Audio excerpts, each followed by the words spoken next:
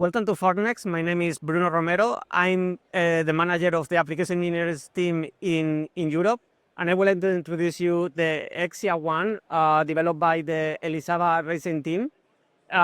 Basically, we are bringing an example of what we can do in the automotive industry with our polymers and metals technologies.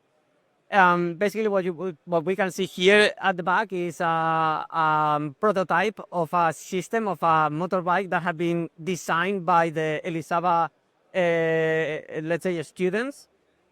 That is very interesting because these students are always looking every year to find products that they can somehow industrialize or productize. And this year they decided to go to an electrical scooter, what you can see here. So as we are talking about a product that needs to be afterwards to, let's say, sell or introduce into the market, they decided to do the first product, especially with prototyping technologies. And they have been doing a mix between polymers and metal 3D printing technologies. In this case, we have several components that we have produced for them, and also some of our service bureaus that we have in Spain. They have also outsourced, or they have been buying the same component to the service bureaus in Spain. So we have, for example, some components like the fenders that we have at the back, and also we have on the front that are basically printed with polyamide.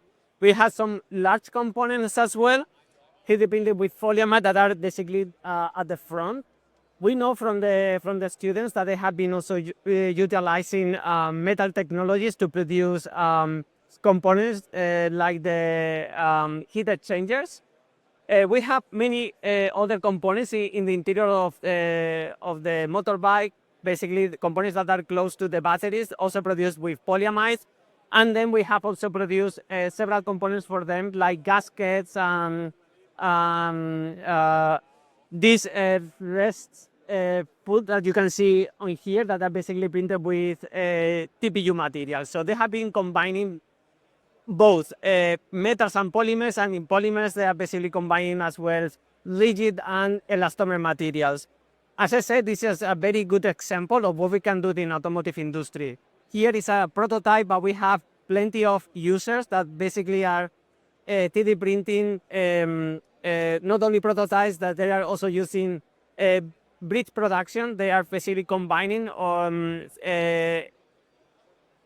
conventional manufacturing like injection molding and 3D printing to bring components and absorbing, let's say, the first stages of the first products.